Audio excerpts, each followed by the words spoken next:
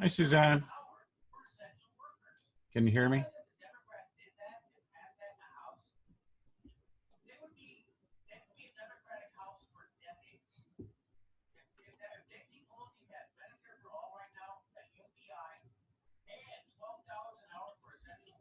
I see you, but I don't hear you. Oh, wait, that's probably because I don't have my headphones on. Hold on. Let me check my, no, it's set to speakers. Oh, because I am, there we go. Say something.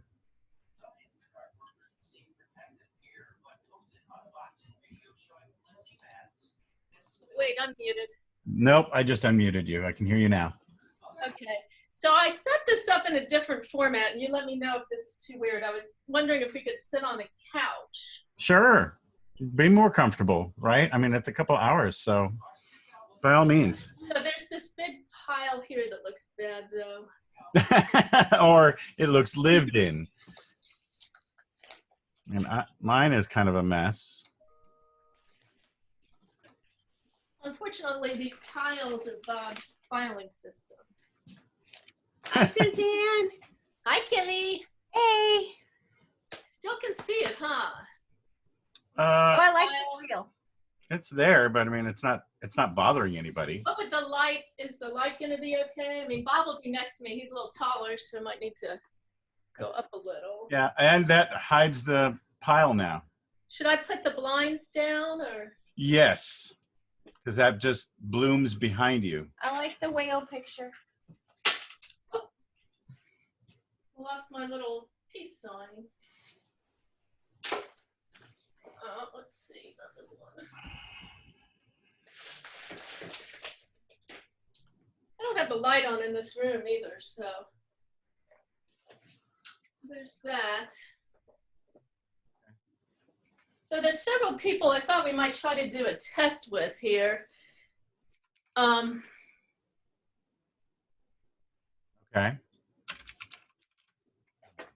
Camera is what it is, right? It doesn't zoom in or anything. Not a webcam, no. So I wonder if it's too far away, if we'll be sitting too far away. Possibly. I don't know if I can get this a bit closer.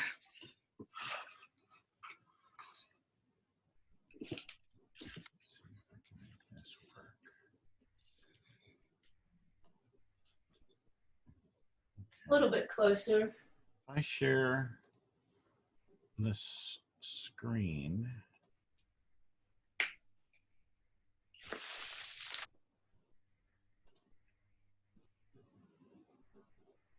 All right, do you see the Crosby, Stills, and Nash? Uh-huh. Hey, Brian Clash Griffin wanted to play at the beginning. Oh, So, okay. You don't want to do Crosby then? But he was going to play that song. Oh, okay. Well, I'm going to tell him to try to get in now. Okay. And we can test it.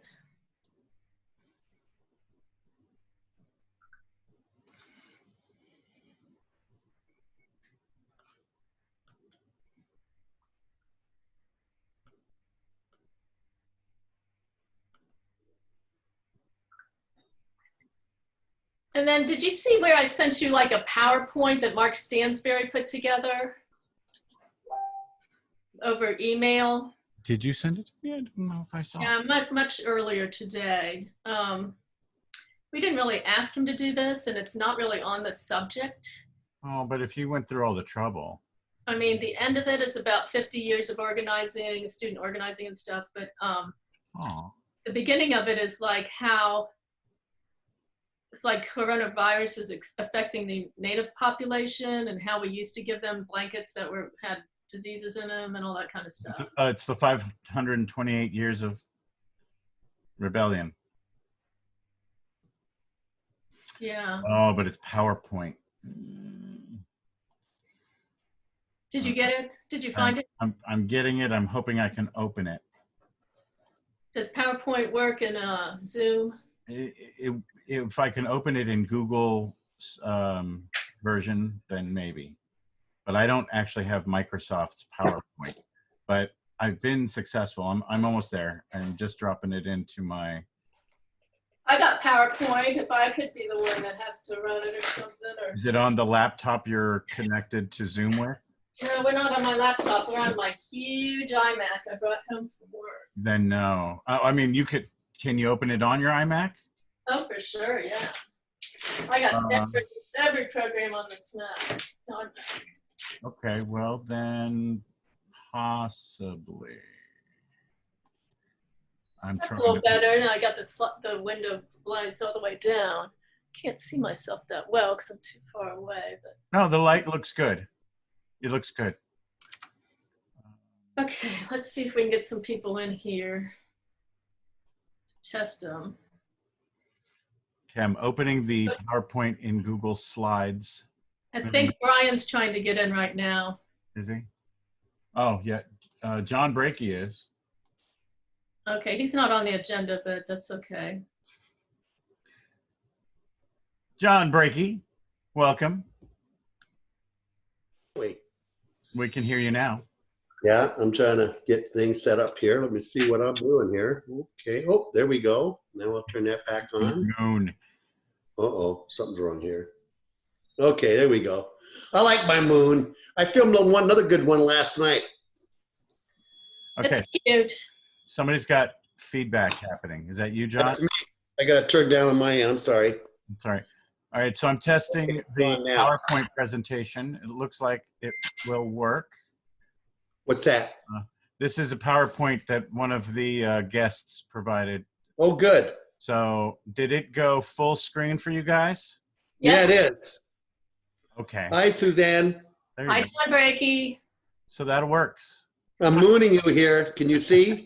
I can see, yeah. Yeah, I'm mooning you. Ah. So Suzanne, Don't want to see the other moon I got. It's pretty bad. hold on, John. So Suzanne, are you? Am I going to be the one advancing through the slides? Does it have any kind of automatic advance? I don't know. I didn't make it. No, there's no audio. I think he was going to talk. Well, then he should be doing it from his computer. I don't know what his capabilities are, but maybe he can. I don't know. Maybe I'll text him now and ask him to jump in. Yeah, let's do that. Because I could walk him through how to share screen. And I mean, he authored this in PowerPoint, so he can obviously run it. Oh, yeah. Check to see if Brian's getting in, trying to get in. Stuart Wright is. Okay, Brian says. Is he on Stuart Wright's machine? No. Should I let Stuart Wright in? Everybody, yeah. Stuart, you know Stuart Wright, don't you? Hopefully He and Margaret Wright, his wife, always come to the first ones at the salon. Maybe. Older couple. Oh, I'm sure if I see them, I'll recognize them. Hey, let me turn on some light on me. Uh-oh. Oh, dead light. All right, no light there.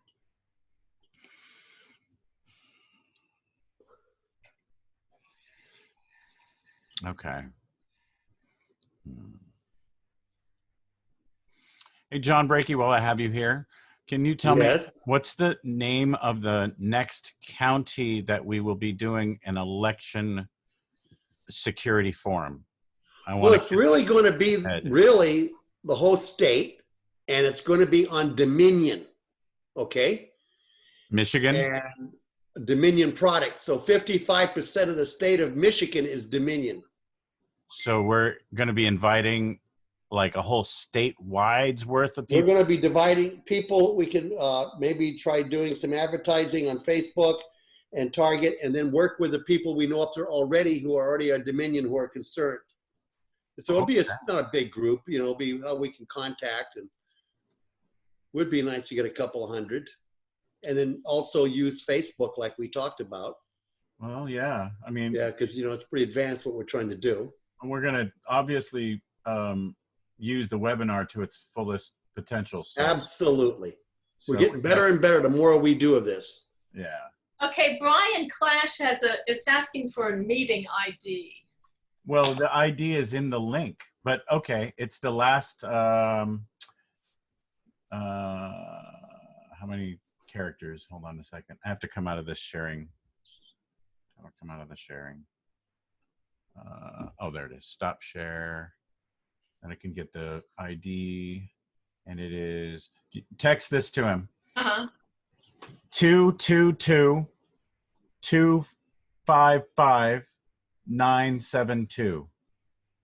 Wonder why some people have to put in a meeting ID. Yeah, I'm not sure. You know, Kimmy was trying to register or, you know, come in from the Facebook, and at some point along the process, it was asking her to submit a picture and her birth date. I think it was trying to treat her like she'd never had a Facebook account, but yet she was clicking from Facebook. We eventually were able to sideline that. I just hope nobody else encounters that as an obstacle. I'm gonna share the screen again because I'm gonna screw up my camera. Hold on. Oh, Brian Clash is coming in. There he is. Yay. Okay, test to make sure his music is gonna work. Yeah. Hey, Brian. You are muted, but I'm unmuting you. There you go. You're unmuted. Let me use my mic here. I can hear you perfectly. Are you guys catching me? Yeah, screen, video, and audio. You're 5x5. It looks all good. Hey, you. All right. I was hoping. Good. Yeah, go ahead and. It looks like you're all plugged in. You're not doing acoustic, right? Let's strum a few bars. Let's hear it. Okay. Oh, we lost your video. I see everyone, but don't know if you're hearing me. We hear you. Do you hear us? Got the camera. That's good. Yeah, but your That. camera's Take that back. off. There I am. Okay, cool. All right. Now I'm just not hearing everybody. So let me see what I can do about that. Yeah, keep tweaking your settings because we're definitely pumping out audio. So I'm just going to keep babbling until you get us. I'm just going to keep talking about nothing important, but audio is coming through. Definitely not that. La la la la. Hey, la. You hear me? See ya? Yeah. Can you hear me? All right. I'm just trying to get to the point where I can. Yeah. Can you hear me at all? Perfectly. Perfect. Okay. I just need to hear you. Okay. Oh, how come you're not hearing me? So let's see. Select the microphone, producer USB. That's what I want. All right. Check 1, 1, 2. Perfect. Still can hear me all right? Yeah. All right. Still not hearing you. So go down to the microphone. I'm back. The microphone setting. Hey. Had to run through the desert. Hey, can you hear him? No, you still can't hear us. Okay, nothing. You can hear me? Yeah, Brian can't hear us. He's still working on his settings. Yeah. Is he talking through his computer or does he have a microphone hooked up to it or a headset? Yeah, I'm not hearing any sound. That's Microphone. weird. Oh, let me try turning on the speaker. That Aha! might There we help. go. That'll Hey, work. Turning on that's the what we call a loose nut behind the guitar, right? What's wrong? Uh-oh, what did I do now? Pleasure meeting you, sir. Hello, hello. Okay, Pleasure to meet Kathy you all as Talent well. and Heather Hoffman. We get out of this. And uh-oh, what did we do here? I think I'm going to go inside the house. Let's see here. Uh-oh, lost you again. Too hot out here today. Oh, now I'm up by a black wall. Hey, honey. Yeah. I'm going to scoot your chair over there so you can join us. Okay. Hi, John Brady. Hi. All right, I'm back again.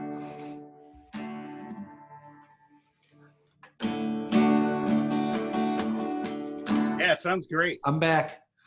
Awesome.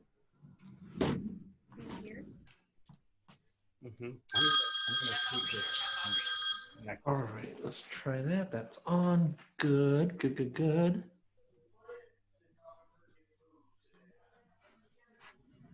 The cat is like, what are you doing? All right. All right, can you hear me now, Trey? Perfectly. Awesome. Okay, cool. I can hear you guys. All is good. We're out in the desert now. Oh, look at that. Pretty cool. Well, howdy. Looks like we got somebody jamming out there. Sounds Yeah. like. Yeah. I got muted. Yeah, let's see. I'll probably be standing as I'm singing, so Oops. let's get this going here and see if you guys see if I got the mic, everything mixed up well. All right, let's see here. Ooh, do a little tuning.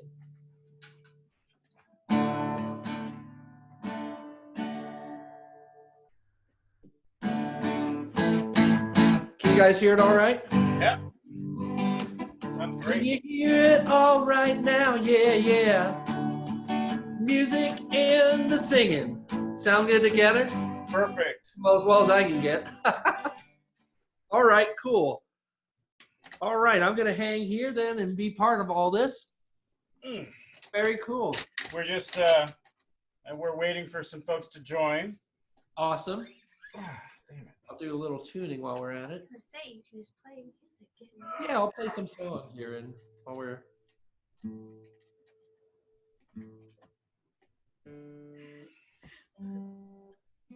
There.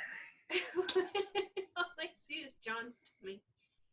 Yeah. He's just Extreme close up. Oh my gosh, the threads of his shirt. I can see. Wow. Okay, so I can't do that. That's too far. We saw into your soul, John. And out the other side. I know, right? Okay.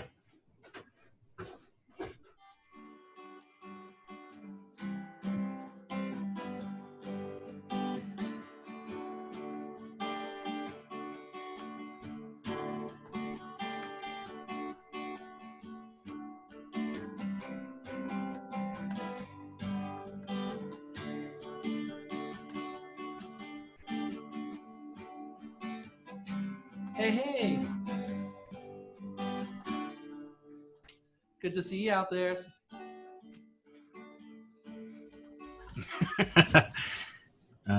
Paul Becker, admitting. All right. You see our cat? Is that your producer there? Yes, that's the boss. Hey, Brian. Yes. Hey, when you said you could play the song Ohio, did you mean For Dead in Ohio? The Crosby, Stills, Nash. Yeah. That's kind of what we want to start with. Okay, yeah, I can do that. Yeah, And then Train, if you had visuals to go over that, that'd be good. Over that, I mean, I can mute the actual Crosby, Stills and Nash official video and let his audio play over it. But That'd be nice if that's not too much weird trouble. No, that's Okay. easy to do. I'll try to play because I always play it faster, so I'll try to slow it down a little bit to match the video.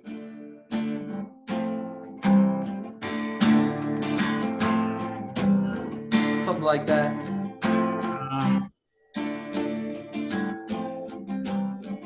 10 soldiers and Nixon's coming. We're finally on our own. Somehow hear the All right, let me pull that up. Okay, yeah. Where did it go? I just had it up. There, I'll do it here. Oop. YouTube.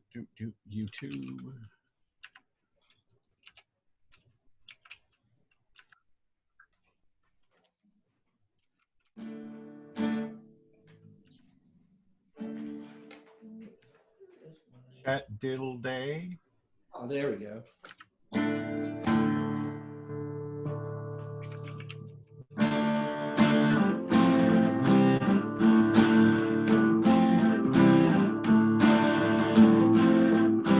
Brian? Yeah. We're getting a little bit of feedback from your system in there. It sounds like The speaker thing is too loud. yeah, you might be a little too close to your speaker, maybe. Maybe.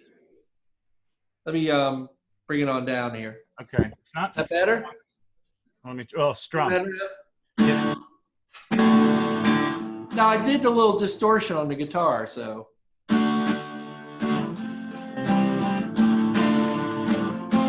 Turn it down a little bit. Yeah. Just a little. Okay. Okay. And I'm gonna play this.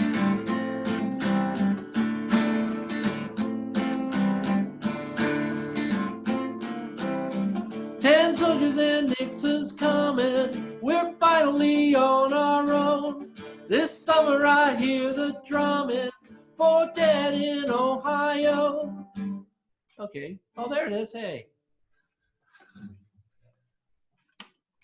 Is that sounding good mix-wise and all that? Yes. Yes. Okay, Sounds cool. good. I'm just gonna make this a little bit bigger All right. so we don't have all the comments section. There we go. Is it full screen for you? It's a small screen. It's small on the screen, but it's not nothing else. So this just has the visuals, no lyrics or anything. Yeah, I have it muted. Oh, okay, cool. All right. Unless you want me to pull up one that does have the lyrics, it might help with the timing. Yeah, give it a go. We'll see what happens. Yeah. Yeah, there is a lyric one out there. I remember seeing it. Had to brush up on this one. It's been a little while.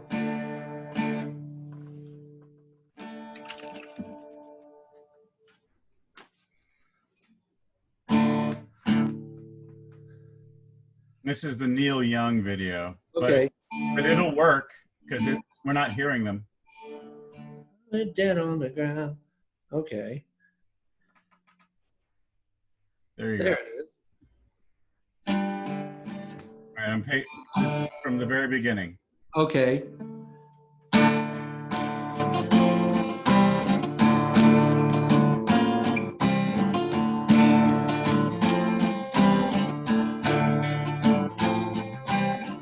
Ten soldiers and Nixon. Oh wait, I'm not seeing any. Yeah. lyrics. Okay.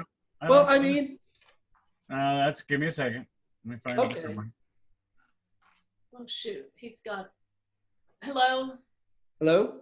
Hey. Oh, I just wanted to check me and Bob's picture, but now me and Bob's picture has gone away from the screen. Oh, okay. Give me a second. I just have to unshare the I'm gonna bend over. screen. Where do I share screen? Oh, it's way up there. There. Now you can see yourselves. I'm still shopping for a video that has lyrics too. We could do it without the lyrics. It's not. I know the lyrics, so Okay. that Well, might be. And then I can just play it out till the end, because I'll probably go faster than the song itself. gotcha. Oh, I see. A farmer. There are lyrics. They're really gigantic. Yeah, don't. Let's just keep the visuals because we want the visuals. So. You got it.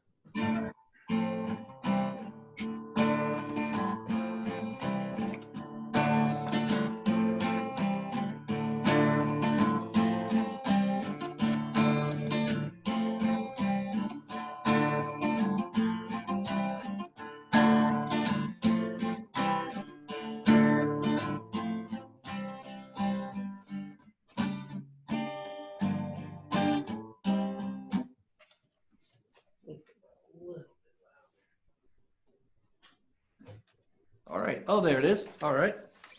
So Yeah. there you go. It's Okay. playing.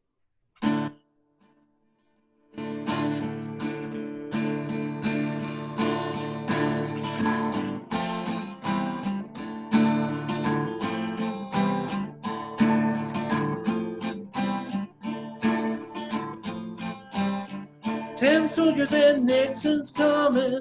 We're finally on our own. This summer I hear the drumming for dead in Ohio. Gotta get down to it. Soldiers are gunning us down. Should have been done long ago. What if you knew her and dead on the ground. How can you run when you know? When you know?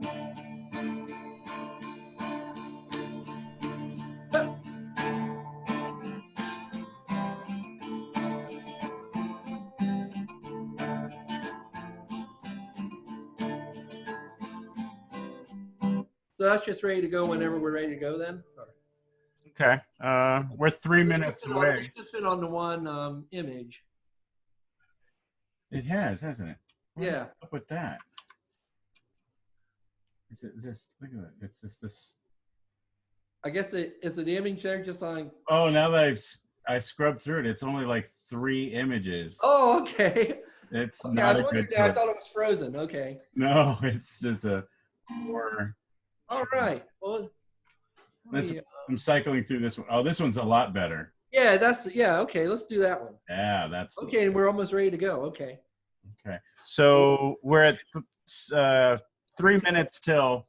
Suzanne, you wanted us to just have him play once we begin at 7? Yeah, let's have him go through the song at 7 in case people are having trouble logging in. You know, we can Gotcha. give them a minute or two. And then just go to me and Bob and we'll start it off. You got it. Sounds good. Okie doke. All right. Well, this is a very cool thing. I appreciate the invite. We appreciate you being willing to sing. Thank you. Oh my gosh, my pleasure. My pleasure. Yeah, this Hello all. we'll get it all together. Check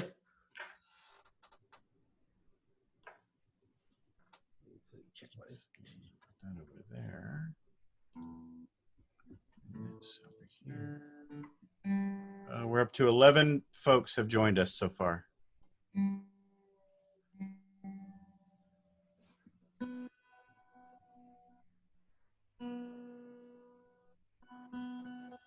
There's Stuart Wright again. 2 minutes and counting. All right. Cleveland.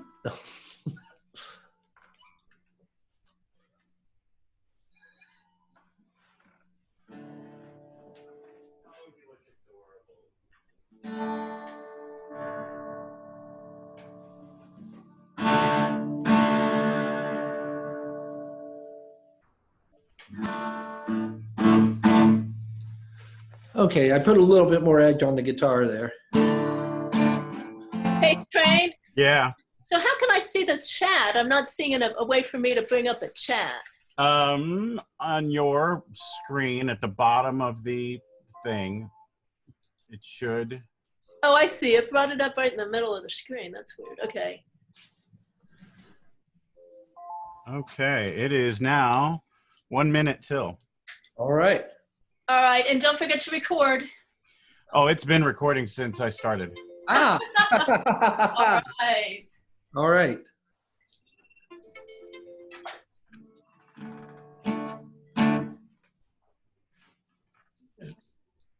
Coffee machine. Oh, here's the thing. Do you want to control the mute or do you want to look at the chat? I don't know. You want to control the mute? I don't know that I can see it that well. You want to get in first?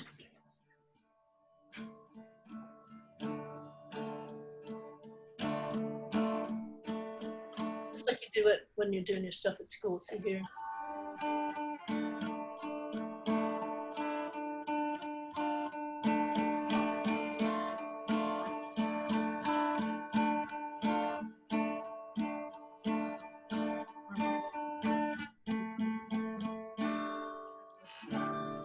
No. Are we ready? Sure. Okay. Yeah. Let's do it. Oh, mute. Let her rip. No.